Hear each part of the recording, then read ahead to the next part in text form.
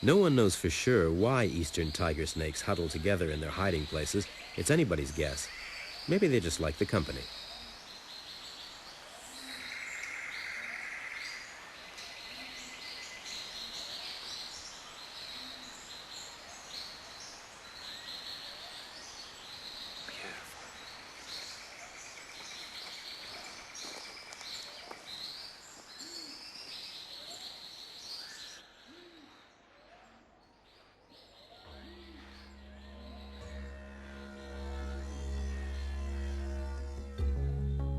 For snake number 3, Steve goes from the wilderness of the mountain rainforests to the total domestication of eastern Queensland's sugarcane fields.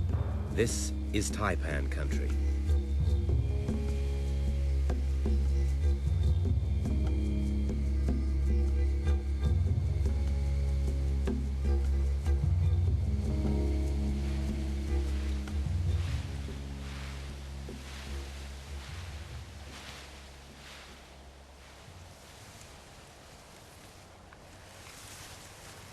This cane field is littered with rat burrows, just like this one.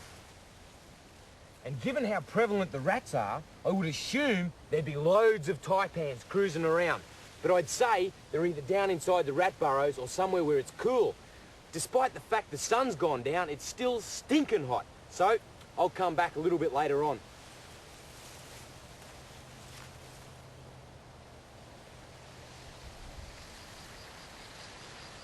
Nighttime isn't necessarily the best time to find taipans, but when it's so hot during the day, night's a better bet. It's certainly the time when the rats would be most active. But is it safe? Steve is, after all, on a quest for the world's deadliest snakes. Why not throw in the extra thrill of questing by night?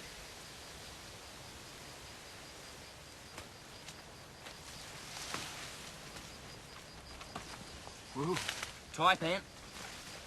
Thing with the taipan is, they're one of the stealthiest snakes in the Australian bush and would be the most dangerous snake that I'm going to be dealing with on this entire journey. Beautiful specimen. They've got a habit of coming straight back up over their own body and whistling past your ear. So let's have a look at him, and then I'll just release him on his way. Righto, mate. Good hunting. That's enough. He's found and held the 3rd most venomous snake in the world, and a huge one at that. Point made. It can now go back to the rat hunt.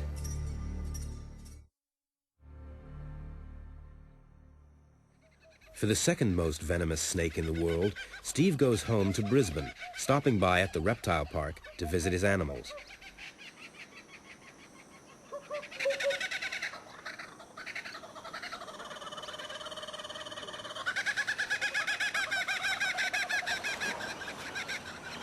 Whoa! A common brown snake, the world's number 2, has been seen behind Steve's own house. Welcome into my shed. Every boy's got to have a shed. Now, I grew up in here. This shed's been here since the 1970s. Now, Terry, my wife, tells me somewhere in here there's a common brown snake, and a large one at that. She estimates it to be 2 meters, 6 feet. Ideally, what they'll do is they'll stay low. They're a terrestrial snake, not venturing very high, and they're no good at climbing. Now, this is the perfect scenario for a brown snake, because where you've got rats and mice, of course, that's where you'll find your brown snakes. They come in and around through here, searching, looking for food.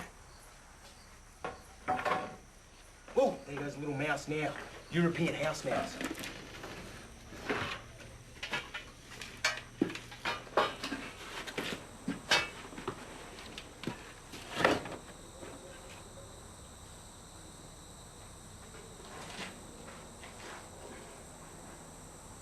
And there's the little beauty.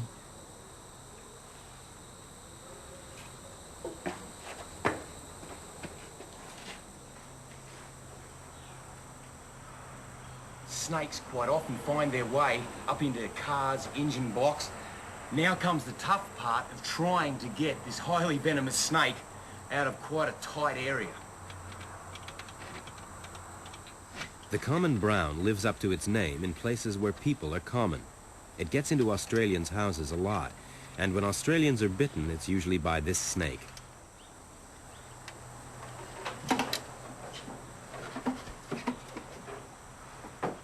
Steve's quite used to rescuing these snakes from frightened humans.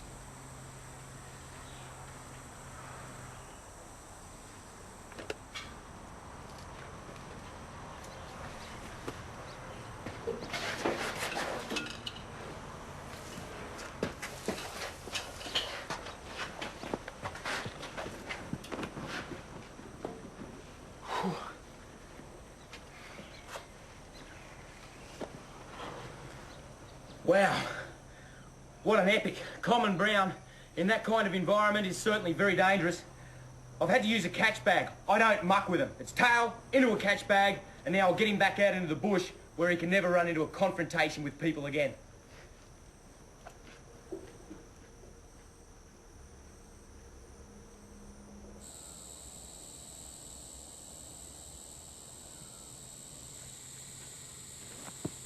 This is one of the greatest rewards for me, being able to release a potentially dangerous animal back out in the wilderness where he belongs.